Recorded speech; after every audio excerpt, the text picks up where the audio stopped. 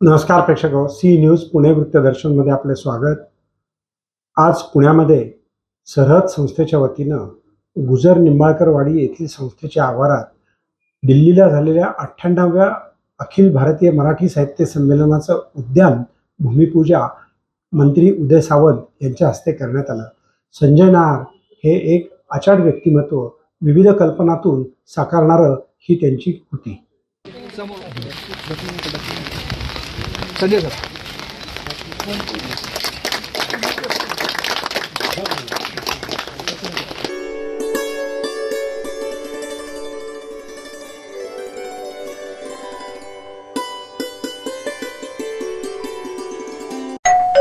अहो उठा ना, ऑफिसला नाही का जायचं? अगं मला आज फ्रेशच वाटत नाही, काही करायची इच्छाच नाही। अहो मग तुम्ही आजपासूनच न्यू युनायटेड फार्मसीचे गुड मॉर्निंग चूर्ण घेणं सुरू करा। अपचन, मलावरोध, बद्धकोष्ठ, आम्लपित्त आणि पोटाच्या तक्रारींवर खात्रीशीर आयुर्वेदिक उपाय गुड मॉर्निंग चूर्ण। 35 वर्षांपासून सगळ्यांच्या पसंतीचे गुड मॉर्निंग चूर्ण औषधांच्या प्रत्येक दुकानात मिळते।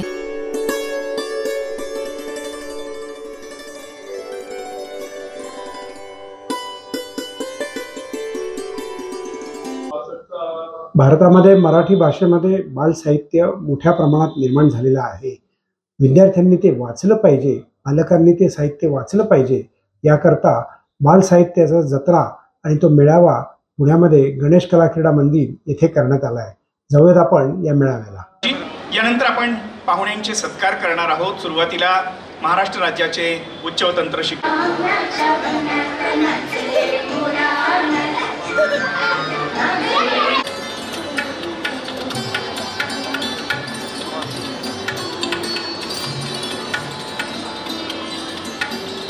यानंतर माननीय मंत्री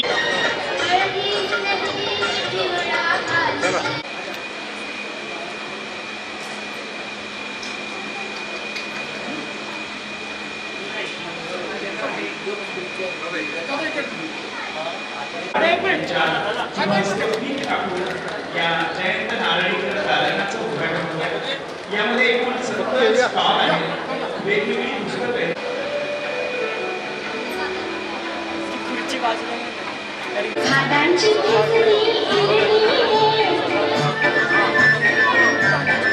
या सगळ्या महाअभियानामध्ये सहभागी करून एवढं आवाहन करतो आणि माझ्या वाणीला विराम देतो। जय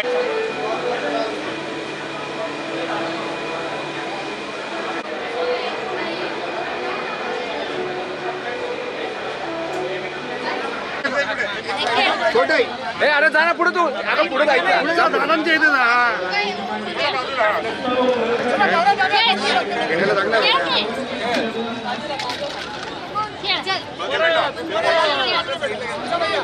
भौरा भौरा भौरा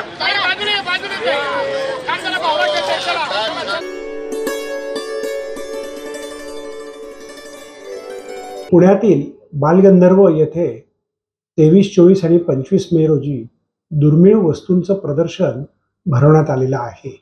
यामध्ये रेडिओपासून अनेक गोष्टी आपल्याला त्या ठिकाणी पाहायला मिळतील, ज्या वस्तू आपल्या स्मरणात असतात, आपल्या पूर्वजांनी आपल्या घरात ठेवलेल्या असतात, लहानपणी आपण पाहिलेल्या असतात। आपल्या मुलाबाळांनी त्या पाहाव्यात। सर्वांनी भेट द्यावं बालगंधर्वला।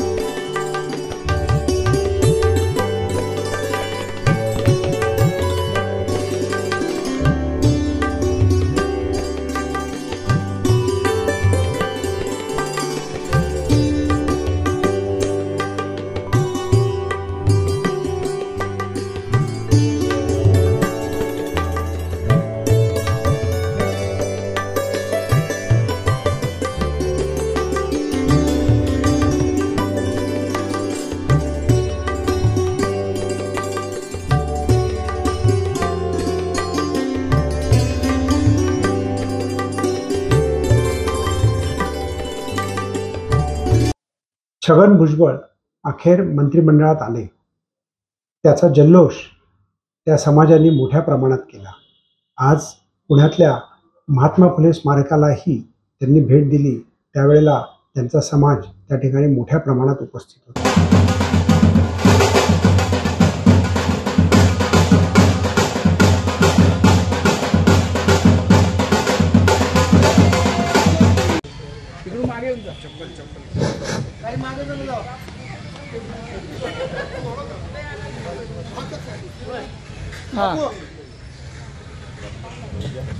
घोषणा देऊ का?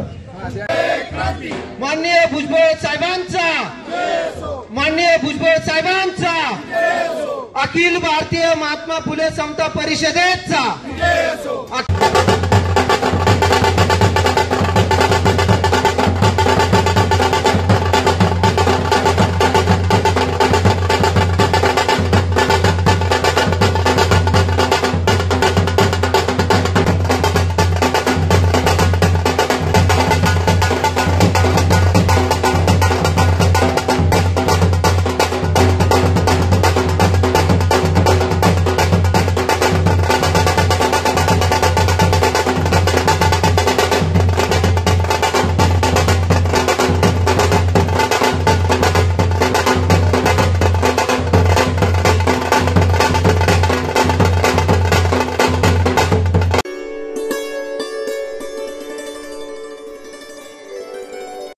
नमस्कार प्रेक्षको, सी न्यूज पुणे वृत्तदर्शन संपादकीयमधून मी डॉक्टर शैलेश गुजर.